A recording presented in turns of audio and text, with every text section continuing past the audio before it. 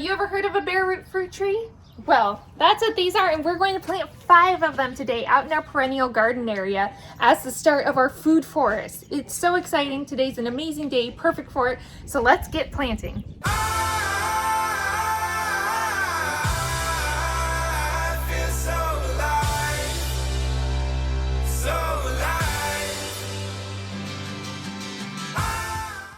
If you're new to bare root fruit trees, this is basically what it looks like. So these are trees that are grown to a certain age, and then they're basically dug up and the soil is washed away from the roots so that they can be sold and shipped a lot easier. You can get a super mature tree that's often much cheaper than you would be able to buy that same maturity of tree if it were potted. So it's going to save you a lot of money because it's so much more economical for the companies to be able to ship them and produce them in this way. But of course, there's a catch with that. It means that we need to get these planted during a certain time of year, because the thing about these is that they're dormant. We're only able to do this and ship them like this when they're dormant. So during the year, what happens is a tree is growing and it uses a lot of energy to produce leaves and everything like that. As the weather starts to get cold, the plants will take that energy and store it within the root system. So during the winter, these roots are storing all that energy that it's going to need the following year to channel back up the tree and produce leaves and new growth. So we have to get these planted before it comes out of dormancy, which means that you're probably only going to find these in your nursery in the spring or the very early parts of summer. Honestly, by the time it starts warming up to about 50 degrees or higher on average during the days, these need to really be getting in the ground. So early winter into spring is the best time to find and plant your bare root fruit trees. A very important thing to know is if you can't get to planting your bare root trees right away, so let's say you purchase them, but you can't necessarily get to planting them, like we did. We purchased these last weekend and we're not getting to them until this weekend. So you definitely want to store them correctly. You want to keep those roots covered and keep them damp.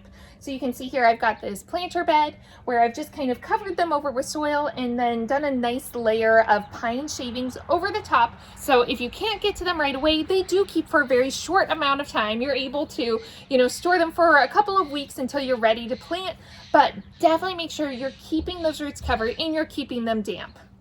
While we are digging our holes, we are going to give the roots a nice drink of water. This helps to rehydrate them. So we've got this rain bucket here that comes right off of our gutter. Rainwater is great for this. So we're actually just going to be setting them right in that bucket and they're going to get rehydrated. maybe one at a time. We're going to let them get rehydrated while we go start digging the holes. All they need is about 10 minutes or so, just enough so that the roots can start reabsorbing the water in case they did dry out any during the whole process of them, being shipped, being sold, being moved to our property, sitting here waiting for us to plant them. So we're going to dunk a couple of them in here and then let's go dig some holes. So the first thing that we did was measure out where we want the trees in our space. Once we do that, then it's time to dig our holes. We want the holes to be slightly larger than the spread of the roots. Now with your bare root trees, all of those roots are going to vary a bit, but when in doubt, go a little bit bigger rather than smaller. You never want to be kind of crunching them in or kind of trying to bend them into the space. So it never hurts to dig slightly larger holes. So what we're doing now is kind of breaking up the soil and just giving the plant a little bit of extra soft soil that's already pre-broken up so that it can put down its roots a little bit easier. We have very rocky, sandy, gravelly soil. Luckily it's not clay, so it's not super compact, so we don't have to break it up too much, but there are a lot of rocks, but the roots will naturally kind of work around those. Surprisingly, most of these are going to be pretty shallow. So what we like to do is actually make a little, basically a pyramid, if you would, of dirt, of soil to kind of help hold it so it's in this shape so we're not really smashing those roots down, to kind of let it sit naturally with these roots traveling down a little bit deeper into the hole.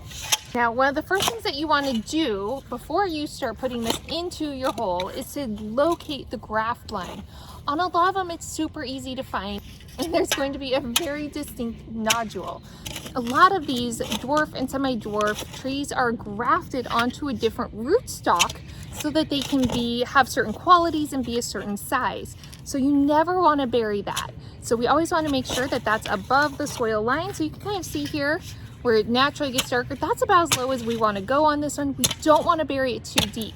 Some of our other graft lines are up much higher, so you have a little bit more leeway. It just depends on your tree.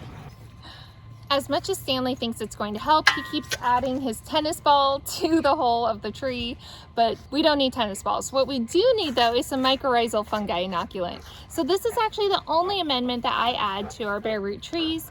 There are many different kinds. There's granular, there's water soluble, so make sure you check the back of your packet to make sure you know how to apply it.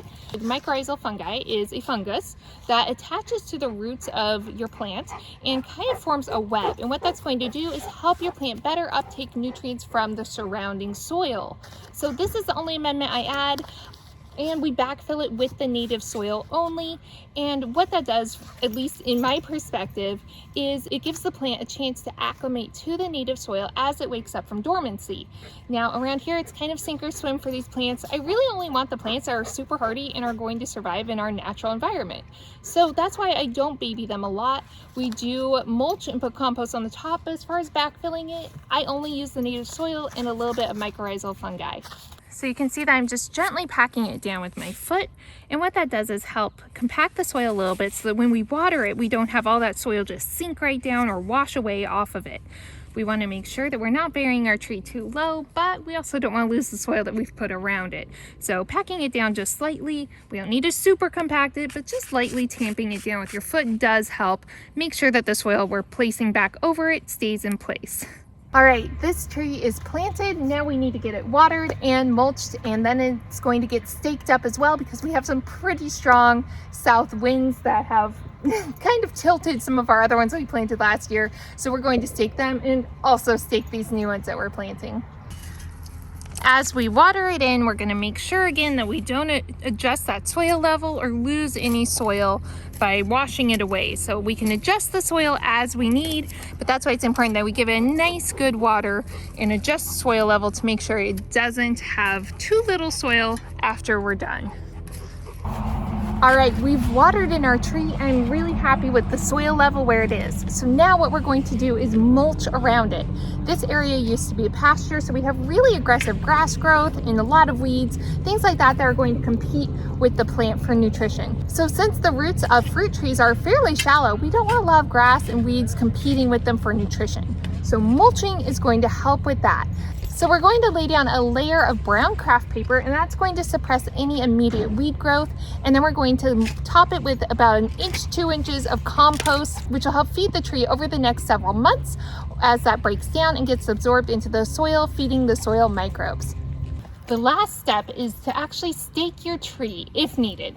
This is really helpful if you live in an area where you get some really heavy winds, or if your plants are just in an area where they're going to get some winds blowing from a certain direction and there's a risk of them over time starting to grow in one direction. If you stake them during the first couple years, it can help make sure that as they're growing directly upright how we want them to grow rather than at an angle. So I just use this flexi plant tape, and you'll use a plant stake, or I just use T-posts because we always have them, and you drive it into the ground at a little bit of an angle, and then loosely secure your plant tape around the tree and over to your stake. It doesn't have to be super tight. We don't want to be pinching on the tree or anything like that. Again, this is flexible, which is nice. So you just want it to be enough that when those heavy winds are blowing, it gives your plant a little bit of extra stability. And there we have it, our beautiful bare root tree is all planted. We still have 4 more to plant, so we're gonna get busy. But be sure you hit that like button down below if you enjoyed this video. I'm so excited about these trees. They're gonna be such a great addition to our food forest. So be sure you also hit that subscribe button right over there. It's gonna let you get notified every time we post, which is about twice a week. Usually at the beginning of the week, I'll post an informational style video like this one. And at the end of the week, we have our vlog, which is a good behind the scenes look of what our life is like here on our homestead. So I hope you enjoyed it. We will catch you next time, and happy gardening.